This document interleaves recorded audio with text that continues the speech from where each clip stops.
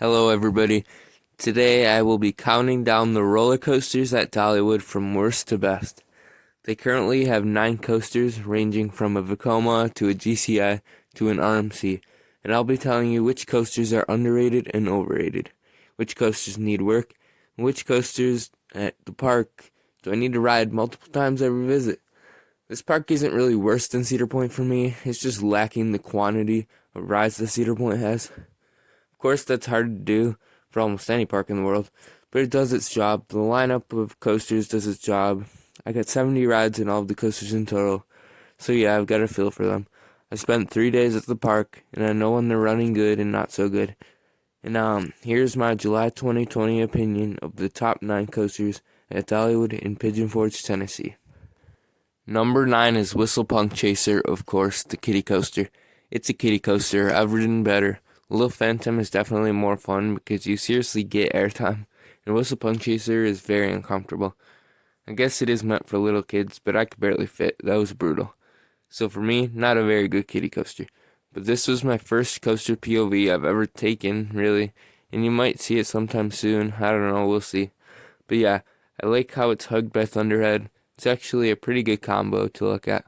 The smaller kids can look up to Thunderhead and think, I'm gonna ride that one day. Again, it's a kiddie coaster. It doesn't need to be talked about anymore. It's a one and done, do it for the credit, and that's it. Number 8 is Blazing Fury. This coaster was a lot better than I was expecting. I really didn't watch any POVs going in because I don't usually watch POVs of indoor coasters because you can't see anything anyways. This ride has some great theming in it. The restraints are single position. It's kind of uncomfortable, but the firefighter theming was cool to look at. My favorite theming part was this big waterfall type thing that you could see to your right. It's really cool. The drops on the ride are bigger than I was expecting. I expected them to be little dips, kind of like Millennium Force Man said in his review. Really surprised me, or his last night's review, but it really surprised me. And when you come up after the first drop, it really hurts. It slams your body and it hurts, so just prepare for that. All 3 drops on the ride are just meh. The whole ride is just meh. I did it 4 times though, and I only did it on my first 2 days when it was raining.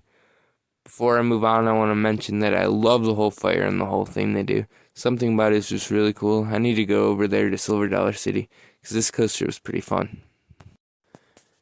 Number 7 is Dragon Flyer, the new for 2019 Vekoma Junior suspended roller coaster, and this was added as part of the Wildwood Grove expansion.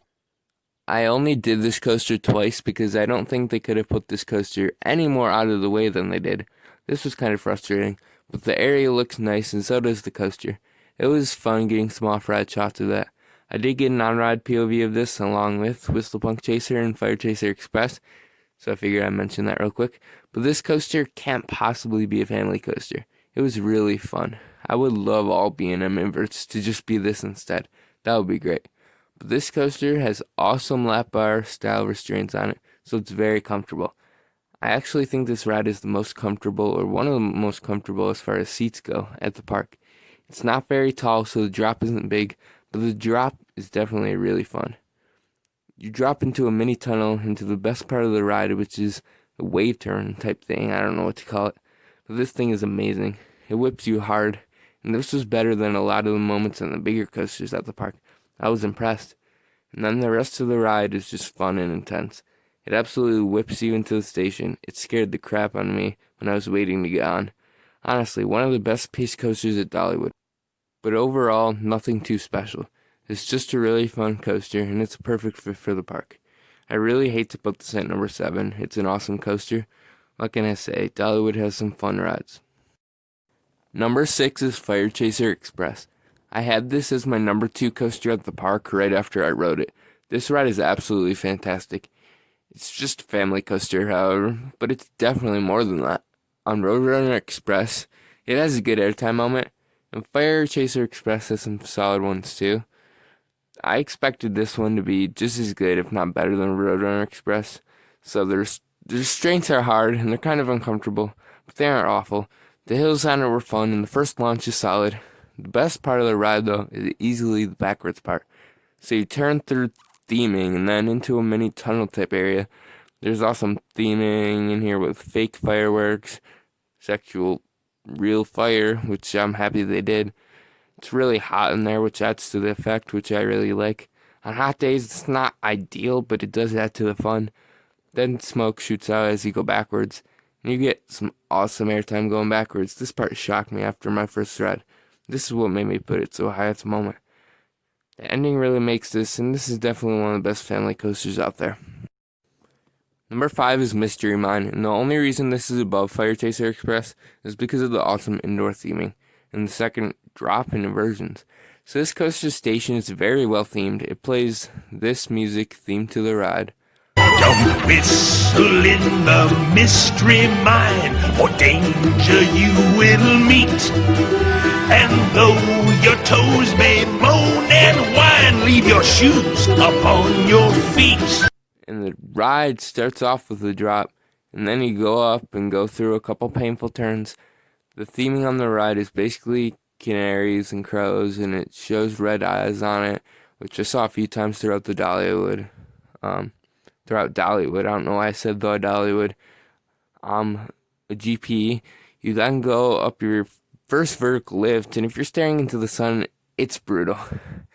That's how it is on every ride though, but since you were just in darkness, it kind of blinds you. You dip down and then you go into the beyond vertical drop, and then you meander around, and it really gives you head banging. If you put your head forward, it still bangs your neck and hurts. But then you go into another indoor section, and this part really gives me Smiler vibes. The combination of an indoor section with strobe lights, the vertical lift, and the music, it's really actually scared me. You go up the vertical lift, and you stop at the top, and there's a mini presentation, which you can see part of when you're staring up. It shoots fire out, which Dollywood also loves. Just like Fire Chaser Express, it's hot, and I love that it's real fire.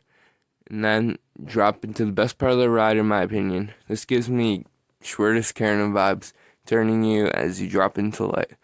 Then you go through the inversions, which are really fun, and you get some really good hang time. Like, really good. I was satisfied with them. And then the restraints are tightened on me more than any ride I've ever ridden. So, worst part of the ride is the final brakes. That's painful.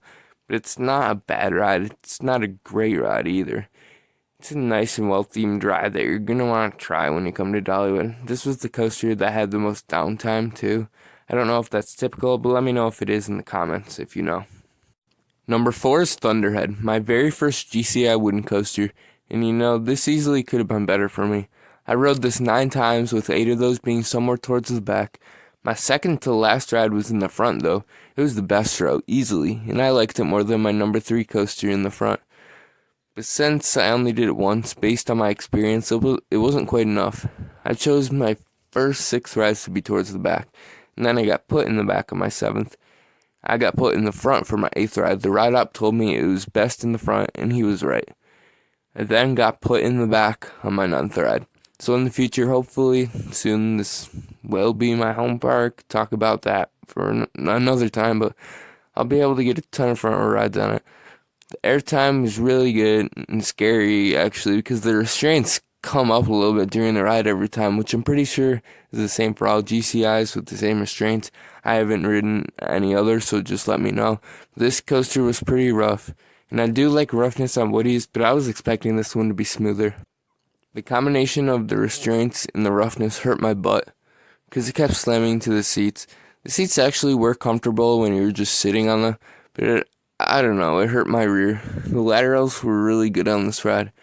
That's what it does best. The lateral airtime combo is pretty fun. And overall, this coaster is pretty fun. It's decently intense, and it has solid pacing. The station flyby is also kind of annoying, to be honest. There's a limit to loud noises I can handle, and it just feels overwhelming. And on the ride, it's cool, but it doesn't really do anything, honestly. It's just a straight track. Much prefer the straight track on Ride of Steel, because it's longer and over water, you know. Overall, this coaster is good, but I hope the GCIs I ride in the future are much better. I'll make sure to ride in the front, and I can't wait for Mystic Timbers. Number 3 is Tennessee Tornado, the park's aerodynamics custom looper. This, I believe, was the last built custom looper before Aero went bankrupt. I can definitely tell. I've ridden 4 Aero loopers, now including this one, and this is the smoothest and the best. I like it more than Viper at Darien Lake because the double drops I find better, and it's a more intense coaster. Also, the scenery is better going through the mountains, but it's really close. I do prefer this one though. So you start off this ride going through a tunnel, which you stop in for a couple of seconds. There's no theming in it at all, but you can see another train for the coaster just sitting there, so that was interesting. So then you go up the lift hill. It's kind of slow, but not as slow as a lot of the other arrows I've been on. Definitely faster than I was expecting. So then you go down this pre-drop, and I did it in the back every time, I believe, so I absolutely got whipped over that every time. It turns to the right, and you're actually really close to the ground, which I really like about it. This makes the pre-drop itself pretty intense. You then go into the main drop, into the tunnel, with your picture being taken. One thing I love about coasters is when the strobe light flashes in your face, and this does it perfectly with an amazing drop through a dark tunnel while getting great airtime. Now, I did this ride 7 times, and my final 3 rides on it, I lifted my feet off the seat, and that makes it feel way more floaty, and that really just improves this whole ride. This whole drop section is easily my favorite part of Tennessee Tornado.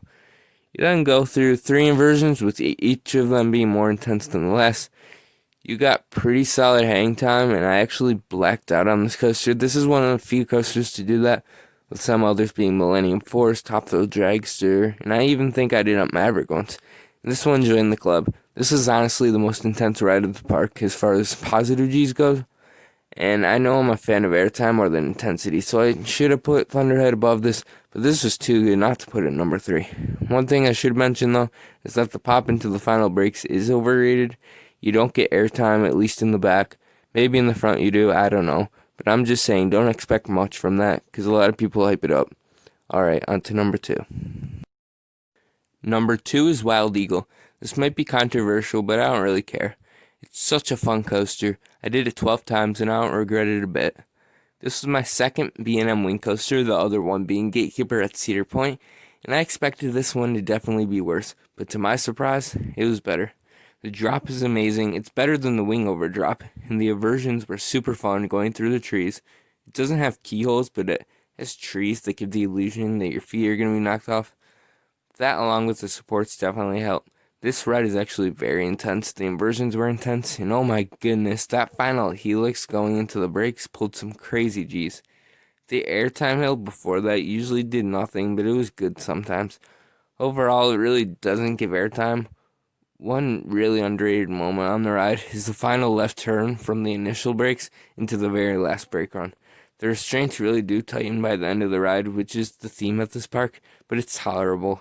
Currently, this is my 13th favorite roller coaster I've ridden, and it's only one below the Giga Coaster Leviathan, which I actually should put below Wild Eagle to be honest, but for now, it's at number 13, and it's definitely number 2 at the park. I love it. Number 1 is obviously Lightning Rod, the RMC Launch Topper Coaster. This is my number 1 roller coaster overall, so of course it's number 1 on this list. This is truly a masterpiece. This was my number 1 bucket list roller coaster in North America, and it actually exceeded my expectations. With expectations that high being blown away, it can't be anything but my number 1. It was not overhyped like I feared it would be, not at all. So let's talk more about my experience. So the first thing I noticed when seeing Lightning Rod was just how big it is. This ride is absolutely massive. Out of every coaster I've seen in person, this is the best example of a ride that looks so much bigger than I was expecting. The quad down is really steep too. You can tell that it's going downhill through a camera, but when you see it in person, you can really tell how steep the hill is. I couldn't help but think the engineers of this ride deserve full respect. The mini hill pre-drop gives you some solid airtime in the back. The drop is really fun. The wave turn and off-axis hills are unbelievable. I think they call that a step-up twist and shout or whatever they're going for now. The quad down isn't the best element ever, but it's one of the best. It's probably top 10. It might even be top 5. It's probably top 5. That's how crazy it is. And it's just that the rest of the ride is so crazy that it's just another element on the ride. That's how good this coaster is. I didn't get to try it in the front at all. I rode it 24 times, and I believe I got row 9 3 of those times, and row 11 21 of those times. So I got some whip to my rides. After every ride, I just looked at the quad down on the left of the brakes and said, Holy crap.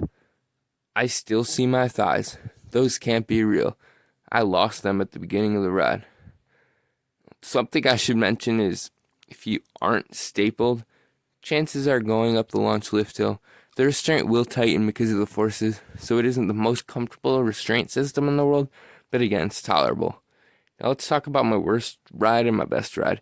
My worst ride was ride number 13, I believe. The ride jarred my head and neck, and it was really uncomfortable. The rest of the rides were absolutely perfect, though. And my best ride was my only rain ride at Dollywood. It was like bullets were being shot at me as I was going through a car crash. It was awesome. That was one of my earlier rides, around number 8, I think. And that's when I realized that it was my new number 1 coaster. But I actually think that it was my 13th ride that I had my best ride on. And I don't know what number 8 was.